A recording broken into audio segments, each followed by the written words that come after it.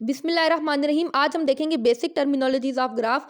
आज की क्लास में हम पढ़ेंगे इंसिडेंट पॉइंट को, हम देखेंगे एडजेसेंट वर्टिसेस को, हम देखेंगे एडजेसेंट एजेस को, हम देखेंगे सेल्फ लूप को। आज की क्लास में हम देखेंगे पैरेलल एजेस को। आज की क्लास में हम पढ़ेंगे पेंडेंट वर्टिक्स को। इसके अलावा हम पढ़ेंगे आज की क्लास में आइसोलेटेड वर्टिक्स को, और इसके बाद हम पढ़ेंगे डिग्री और वैलेंसी को, जो कि मोस्ट इंपॉर्टेंट है। ठीक है, तो शुरू करते हैं।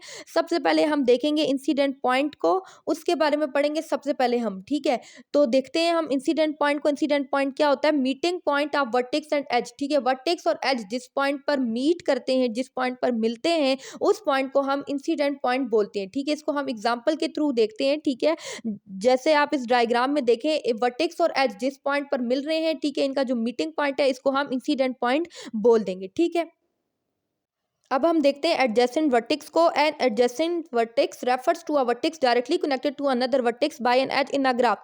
इसका मतलब ये है कि दो वर्टिसेस तब एडजेसेंट होते हैं जब वो डायरेक्टली कनेक्टेड होते हैं। ठीक है, कोई एज जब उन्हें डायरेक्टली कनेक्ट करवाती है, और वो एज जो उन्हें डायरेक्टली कनेक्ट करवाएगी, उस एज को ये दोनों वर्टिसेस कॉमनली शेयर कर रही होंगी। ठीक है, जैसे कि यहाँ पर हमने एक वर्टेक्स का नाम वी आई और दूसरे का नाम वी जे रख दिया, और ये दोनों एडजेसेंट हैं क्योंकि ये एक एज को कॉमनली शेयर करें और ये डायरेक्टली कनेक्टेड है। ठीक है, इस वजह से हम कह सकते हैं कि वी आई और वी जे जो है वो एडजेसेंट वर्टिसेस हैं, या हम इसको एंड वर्टिसेस भी कह सकते हैं। ठीक है, अब हम देखते हैं एडजेसेंट एजेस को। एडजेसेंट एजेस क्या होती हैं? Adjacent edges are edges in a graph that share a common vertex. पीछे हमने कॉमन एज की बात की थी, यहाँ पर हम कॉमन वर्टेक्स की बात करेंगे। ठीक है, कि दो एजेस तब एडजेसेंट होंगी जब वो किसी वर्टेक्स को कॉमनली शेयर करेंगी। ठीक है, तो हम देखते हैं इस ग्राफ में। ठीक है, इस ग्राफ में हमने पहली एज को E1 और दूसरी को E2 का नाम दे दिया है, और ये एक वर्टेक्स को कॉमनली शेयर करेंगे। ठीक है, तो आप देख सकते हैं कि कौन सी वर्टेक्स है जिसको ये कॉमनली शेयर करें, ये वाली वर्टेक्स। ठीक है, जिसको ये दोनों कॉमनली शेयर करेंगे, यानी कि दो एजेस तो तब एडजेसेंट होंगी जब वो दोनों किसी सेम वर्टेक्स पर इंसिडेंट हो रही होंगी। E1 एंड E2 जो है वो हमारे पास क्या है? एडजेसेंट एजेस हैं। अब हम देखते हैं सेल्फ लूप को। सेल्फ लूप क्या होती है? Self loop is an edge in a graph that connects the vertex to itself. देखो, लूप का मतलब ही ये होता है ऐसी चीज जो खुद को रिपीट करे। ठीक है, तो देखते हैं हम इसको डायग्राम के थ्रू हम इसको देखते हैं। यहाँ पर देखें, आमतौर पर जो एक एज होती है ना, उसके दो वर्टिसेस होते हैं, लेकिन इस केस में एक एज का एक ही वर्टेक्स होगा। इसी वजह से हम इसको सेल्फ लूप कह रहे हैं, यानी कि एज का जब एक ही वर्टेक्स हो तो उसको हम सेल्फ लूप कह देंगे। ठीक हो गया। अब हम देखते हैं पैरेलल एजेस को। पैरेलल एजेस क्या होती हैं? Parallel edges in a graph are multiple edges that connects the same pair of vertices, indicating multiple connections between them. जब वर्टिसेस के दरमियान दो या दो से ज्यादा एजेस होंगी तो उनको हम पैरेलल एजेस या मल्टीपल एजेस बोल देंगे। ठीक है, आमतौर पर क्या होता है, वर्टिसेस के दरमियान एक एज होती है, लेकिन अगर एक एज से ज्यादा एजेस होंगी, ठीक है, दो या दो से ज्यादा एजेस होंगी, तो उनको हम पैरेलल एजेस या मल्टीपल एजेस बोल देंगे अनडायरेक्टेड ग्राफ के केस में। डायरेक्टेड ग्राफ में पैरेलल एजेस किस तरीके से होती हैं? देखें, डायरेक्टेड ग्राफ में पैरेलल एजेस तब होंगी जब जो दो या दो से ज्यादा एजेस हैं उनकी डायरेक्शन भी सेम होगी। क्योंकि हम यहाँ पे बात डायरेक्शन की कर रहे हैं, तो दो या दो से ज्यादा एजेस तो होंगी, लेकिन वो जो दो या दो से ज्यादा एजेस हैं उनकी डायरेक्शन भी सेम होनी चाहिए, तब हम बोलेंगे कि ये हमारे पास पैरेलल एजेस हैं या मल्टीपल एजेस हैं डायरेक्टेड ग्राफ के केस में। अब हम देखते हैं डिग्री और वैलेंसी को, जिसको हम डिनोट करते हैं डी ऑफ वी आई से। ये मोस्ट इंपॉर्टेंट कॉन्सेप्ट है, तो देखते हैं इसको। The degree of a vertex in graph theory is the number of edges incident to it. तो किसी वर्टेक्स की डिग्री को कैसे फाइंड आउट किया जाता है? हम ये देखते हैं कि उस वर्टेक्स पर कितने नंबर ऑफ एजेस इंसिडेंट हो रहे हैं, कि उस वर्टेक्स के साथ नंबर ऑफ एजेस की तादाद कितनी है। ठीक है, हम ये देखते हैं। ठीक है, सिंपल वर्ड्स में, जैसे कि इस ग्राफ में हम हर एक वर्टेक्स की डिग्री देखते हैं। ठीक है, जो पहला वर्टेक्स है उसकी डिग्री जो है वो 3 है, क्योंकि उस पर एजेस के इंसिडेंट होने की तादाद कितनी है? 3। ठीक है, अगर हम इसी तरीके से दूसरे वर्टेक्स की बात करें तो इसके साथ कितने एजेस इंसिडेंट हो रहे हैं? 2, तो इस वजह से इसकी डिग्री 2 है। ठीक है, अगर हम नेक्स्ट वर्टेक्स की बात करें तो उसकी डिग्री भी 2 है, क्योंकि इस पर भी सिर्फ 2 ही एजेस इंसिडेंट हो रहे हैं। अगर हम नेक्स्ट वर्टेक्स की बात करें तो उसकी डिग्री जो है वो हमारे पास क्या है? 3, क्योंकि इस वर्टेक्स पर 3 एजेस जो है वो इंसिडेंट हो रही है। ठीक है, तो हमने क्या देखना है कि किसी एक वर्टेक्स पर कितने एजेस इंसिडेंट हो रहे हैं। ठीक है, अब हम कुछ केसेस देख लेते हैं। आमतौर पर एक एज की डिग्री 1 काउंट होती है, लेकिन सेल्फ लूप का जो एज होता है उसकी डिग्री 2 काउंट होती है। ठीक है, तो इस वजह से हमने लिखा है कि इस वर्टेक्स की डिग्री जो है वो 2 है। सेल्फ लूप वाले एज की डिग्री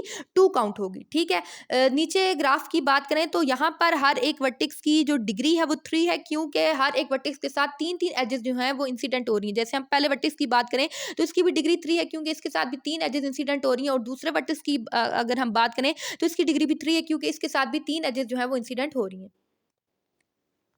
ठीक है, इस ग्राफ में हम हर एक वर्टेक्स की डिग्री को लिखते हैं। ठीक है, तो सबसे पहला वर्टेक्स देखें, उसकी डिग्री जो है वो 3 है, क्योंकि उस पर 3 एजेस जो है वो इंसिडेंट हो रही हैं। ठीक है, उसके बाद नेक्स्ट वर्टेक्स को देखो, उसकी डिग्री भी 3 है, क्योंकि उस पर भी 3 एजेस जो है वो इंसिडेंट हो रही हैं। ठीक है, इसके बाद नेक्स्ट को अगर आप देखो तो उसकी जो डिग्री है वो हमारे पास 2 है, क्योंकि सिर्फ 2 ही एजेस इस पर इंसिडेंट हो रही हैं। और इसके बाद अगर आप नेक्स्ट को देखो तो ये थोड़ा सा स्पेशल केस है। यहाँ पर क्या है कि यहाँ पर एक सेल्फ लूप है, तो सेल्फ लूप की डिग्री 2 काउंट होगी, और बाकी 2 एजेस इस पर इंसिडेंट हो रही है, तो टोटल डिग्री जो है इसकी 4। तो अब हम देखेंगे डिग्री और वैलेंसी डायरेक्टेड ग्राफ के केस में। ठीक है, डायरेक्टेड ग्राफ के केस में डिग्री को कैसे काउंट किया जाता है, डिग्री को कैसे देखा जाता है। देखें, डायरेक्टेड ग्राफ के केस में हमारे पास बात होती है डायरेक्शन की, तो डायरेक्शन के ही हिसाब से हम डिग्री को भी देखेंगे। नंबर ऑफ इन डिग्रीज को, इन डिग्रीज का मतलब यह है कि हम देखेंगे किसी वर्टेक्स की तरफ कितनी डायरेक्शन आ रही है, यानी कि वर्टेक्स की तरफ इंट्रीज कितनी है। ठीक है, एक चीज होती है एग्जिट, एक चीज होती है इंट्रीज, तो हमने नंबर ऑफ इंट्रीज को काउंट करना है। एक ही तरफ इंट्री एक भी नहीं है, सिर्फ एक एग्जिट है, इस वजह से ए की जो डिग्री है वो 0 है। ठीक है, अगर हम डी की बात करें तो सिर्फ एक ही एंट्री आ रही है, एक एग्जिट है, एक एंट्री है, तो इंट्रीज की हमने बात करनी, नंबर ऑफ इंट्रीज की, तो इस वजह से इसकी डिग्री क्या होगी, 1 होगी। ठीक है, अगर हम ई की बात करें तो ई को देखो, ई के साथ तीनों की तीनों एंट्रीज आ रही हैं। ठीक है, तो इसका क्या मतलब है कि इसकी डिग्री क्या हो जाएगी, 3, क्योंकि नंबर ऑफ इंट्रीज क्या है हमारे पास, 3 है। ठीक है, जो इसकी तरफ आ रही है। ठीक है, अगर हम सी की बात करें तो सी के साथ एक भी एंट्री नहीं है। ठीक है, दोनों की दोनों एग्जिट है, सी की तरफ एक भी एंट्री नहीं आ रही, तो इसका मतलब हो गया कि इसकी डिग्री 0 है। अगर हम बी की बात करें तो बी की तरफ 2 एंट्रीज हैं, एक एग्जिट है, तो नंबर ऑफ एंट्रीज जो है वो 2 है, तो इस वजह से बी की जो डिग्री है वो 2 होगी है। ओके, अब हम देखते हैं पेंडेंट वर्टेक्स को। पेंडेंट वर्टेक्स क्या होता है? A pendant vertex is a vertex with only one adjacent edge in a graph, यानी कि ऐसा वर्टेक्स, ठीक है, जिस पे सिर्फ एक ही एज जो है वो इंसिडेंट हो रही होगी, यानी कि ऐसा वर्टेक्स जिसकी डिग्री क्या होगी, 1 होगी। ठीक है, तो ऐसे वर्टिसेस जिनकी डिग्री 1 होती है उनको पेंडेंट वर्टिसेस बोला जाता है। ठीक है, नीचे आप देखें 2 वर्टिसेस हैं और हर एक वर्टेक्स की डिग्री जो है वो 1 है, क्योंकि पहले वर्टेक्स पर भी सिर्फ एक ही एज इंसिडेंट हो रही है, इस वजह से इसकी डिग्री 1 है, और दूसरे वर्टेक्स की अगर हम बात करें तो उस पर भी सिर्फ एक ही एज जो है वो इंसिडेंट हो रही है, इस वजह से इसकी डिग्री भी क्या है, 1 है। ठीक है, तो ये दोनों वर्टिसेस पेंडेंट है। अब देखते हैं आइसोलेटेड वर्टेक्स को या लोन वर्टेक्स को। ठीक है, आइसोलेटेड वर्टेक्स क्या होता है? An isolated vertex in a graph has no adjacent edges, meaning it is not connected to any other vertex. ठीक है, यानी कि ऐसा वर्टेक्स जिसकी डिग्री 0 होगी, यानी कि वो किसी के साथ कनेक्ट नहीं होगा। जब किसी के साथ कनेक्ट नहीं होगा तो उसकी तरफ कोई एज नहीं आएगी, तो उसकी डिग्री 0 हो जाएगी। तो इसको हम एग्जाम्पल के थ्रू देखते हैं। इस ग्राफ में देखें, इस ग्राफ में टोटल 4 वर्टिसेस हैं, 3 वर्टिसेस किसी ना किसी के साथ कनेक्ट हैं, तो उनकी कोई ना कोई डिग्री होगी। लेकिन एक ऐसा वर्टेक्स है जो किसी के साथ कनेक्ट नहीं है, उसकी तरफ कोई एज नहीं आ रही, तो उसकी डिग्री क्या हो जाएगी, 0 हो जाएगी। तो ऐसा ग्राफ जिसकी डिग्री 0 हो जाती है उसको आइसोलेटेड वर्टेक्स या लोन वर्टेक्स बोलते हैं। ठीक है, तो आज की वीडियो के लिए इतना ही। अगर आपको ये अच्छी लगी है तो लाइक करें, सब्सक्राइब करें। Thank you so much.